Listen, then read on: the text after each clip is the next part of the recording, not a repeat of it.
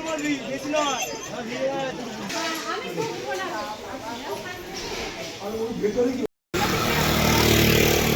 ঠিক আছে।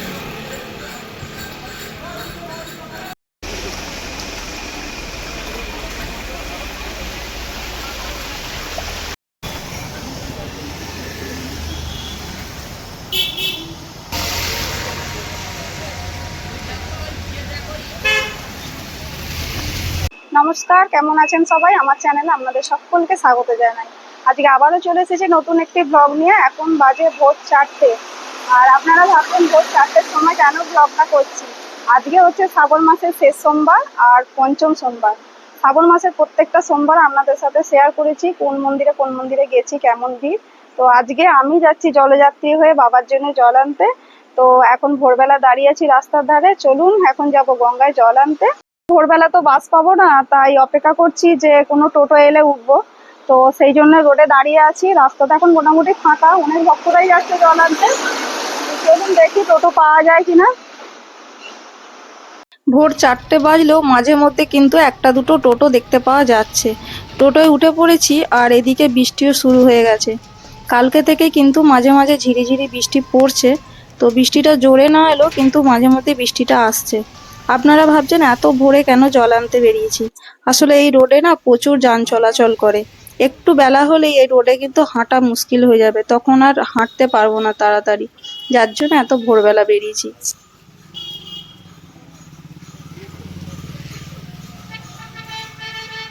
চলে এলাম গঙ্গার ঘাটের কাছে। বাড়ি থেকে কিচ্ছু ঘট ফুল কিনে নিয়ে আসিনি, এখান থেকেই কিনে নেবো। আর এখানে এই যে প্লাস্টিকের ঘটগুলো বিক্রি হচ্ছে, আর যেরকম গঙ্গা জলের ড্রামও বিক্রি হচ্ছে। তো আমি এখান থেকে একটা ঘট কিনে নেবো। এখানে ছোট বড় অনেক রকমই ঘট আছে। আর ঘটগুলো এই যে এগুলো বড় ঘট, আর এইদিকেও আছে এরকম ঘট আছে। আর এখানে কিন্তু দোকান অনেক আছে, অনেক ঘটের দোকান আছে। আমি এই মাসিমার কাছে দাঁড়িয়ে দাম করলাম, আর এই ছোট ঘটটা বলছে 20 টাকা। তো ছোট ঘট আমি নেবো না, আমি বড় ঘটই নেবো। সেই জন্য দাম করে এখান থেকে বড় ঘট নিলাম। আর এই বড় ঘটগুলো কিন্তু 30 টাকা করে দাম বলছিল। যাই হোক 30 টাকাই নেব, কিন্তু এই ঘটগুলোই নেব। আর এইদিকে আছে ফুলের দোকান। আর এখানে ফুল তো এখানে দিন রাত সবসময় দোকান খোলা থাকে। আর এখান থেকে ফুল নিয়ে নেবো। আজকে কিন্তু ফুলের দাম বেশ চড়াই আছে, দাম বেশি বলছে। তো এই রজনীগন্ধাগুলোও বলছে 20 টাকা। আর এদিকে আকন্দমালাও বলছে 20 টাকা। যাই হোক বাবার নামে আজকে তো নিতে হবে, 20 টাকা দাম হলেও কিন্তু নিতে হবে, বাবাকে আজকে দেবো। আর এখান থেকে নিয়ে নিচ্ছি ফুলমালা।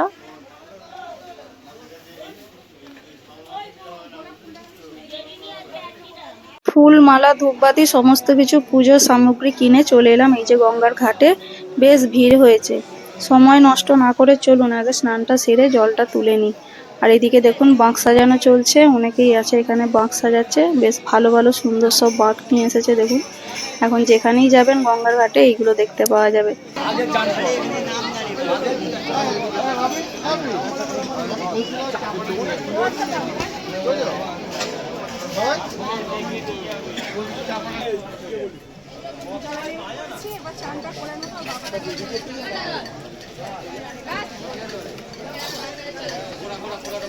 জোয়ার ছিল, সবে ভাটা শুরু হয়েছে। জানেন তো 2 দিন আগে এই গঙ্গার ঘাটে কিন্তু একটা দুর্ঘটনা ঘটেছে। একজন চান করতে নেমে তলিয়ে গিয়েছিল। আর এখন সিঁড়িতে যেহেতু ভাটা পড়ছে সেই জন্য কাদা পলি পড়ে আছে।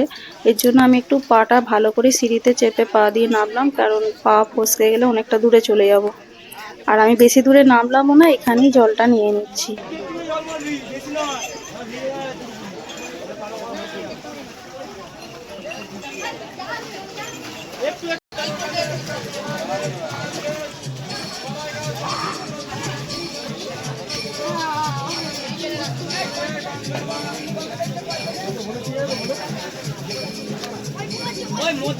আগে ঘরটাকে এই যে রজনীগন্ধার মালা আর ধূপবাতি দিয়ে সুন্দর করে সাজিয়ে আর পুজো করে নেবো বাবার নামে, তারপর জলটা নিয়ে যাব।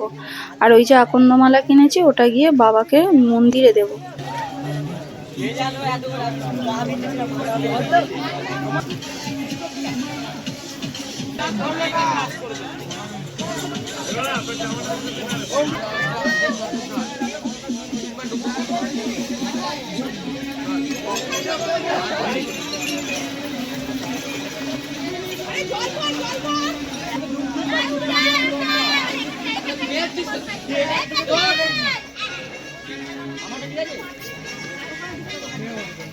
আর আজকে বাবার অনেক ভক্ত আছে, ভূতনাথ মন্দির যাবে জল নিয়ে, আর তারা যার জন্য এখানে অপেক্ষা করছে। আর লঞ্চ এখনো চালু হয়নি, লঞ্চ চালু হবে সেই 6টা থেকে। তো সবাই টিকিট কেটে দেখে এলাম যে টিকিট কাউন্টারে লম্বা লাইন পড়ে গেছে, আবার এখানেও জলযাত্রীরা এসে অপেক্ষা করছে। তো এখান থেকেই জলটা নিয়ে ওরা হয়তো যাবে ওই পারে, জানি না কিভাবে যাবে, তো ওরাই তো অপেক্ষা করছে দেখলাম। আর আমি জল তুলে বেরিয়ে এলাম ঘাট থেকে, আর এখান থেকেই বাবার নাম করে হাঁটা শুরু করলাম। জল তুলে কিছুটা হেঁটে আসার পর প্রথমেই দেখা করে নিলাম বড় মায়ের সাথে। এখানে আমাদের বড় মা শীতলা মা, এই মন্দিরটা আপনাদেরও দেখালাম, আর এদিকে হাঁটা শুরু করলাম।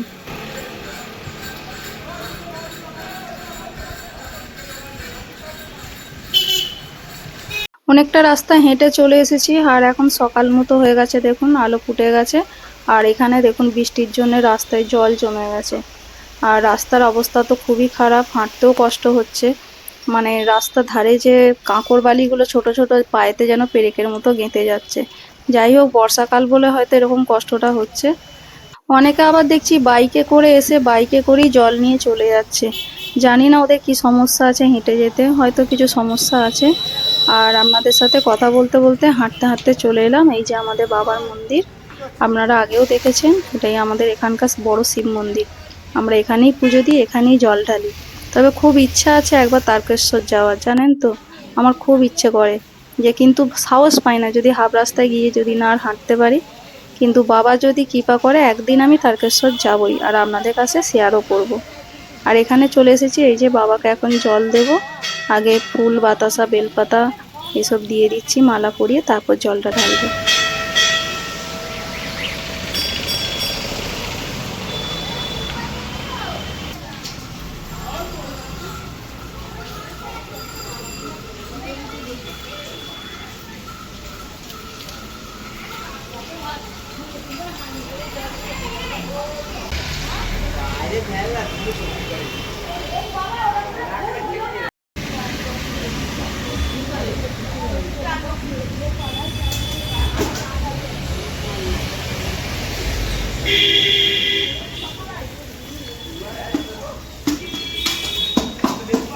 জলটা ঢাল, বাবার নাম করবি, ওম নমঃ শিবায় বলে জল ঢালবি।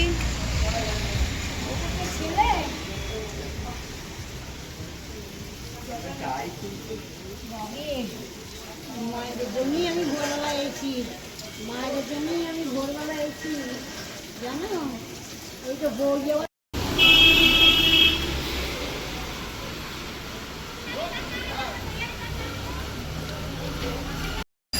কত বড়ি তাড়াতাড়ি গেছে আর রেখে না বাইরে করে আসলে তাড়াতাড়ি গেছে কত তাড়াতাড়ি আরে বাবা বাইরে শিবলিঙ্গে জল দিয়ে এলাম, আর এখানে রয়েছে বাবা ক্ষেত্রপাল, প্রভু ধর্মরাজ, আর আছে এখানে বাবা পঞ্চানন্দ। এখানেও দিয়ে দিলাম ফুল ধূপবাতি বাতাসা।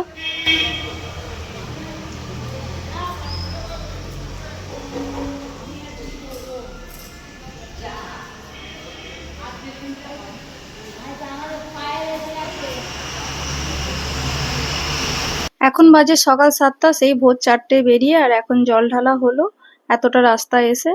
আর আপনাদেরকেও বলি, যারা জলযাত্রী আছেন আজকেও আপনারা হয়তো জল ঢালবেন।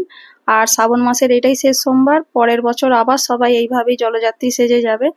তবে যাই হোক, বাবা সবসময় সবসময় সবার কাছে থাকবে। আর আপনাদের সকলকে শুভেচ্ছা রইলো। আজকের ভিডিওটা এখানেই শেষ করছি। যদি ভিডিও ভালো লাগে অবশ্যই লাইক শেয়ার কমেন্ট করবেন।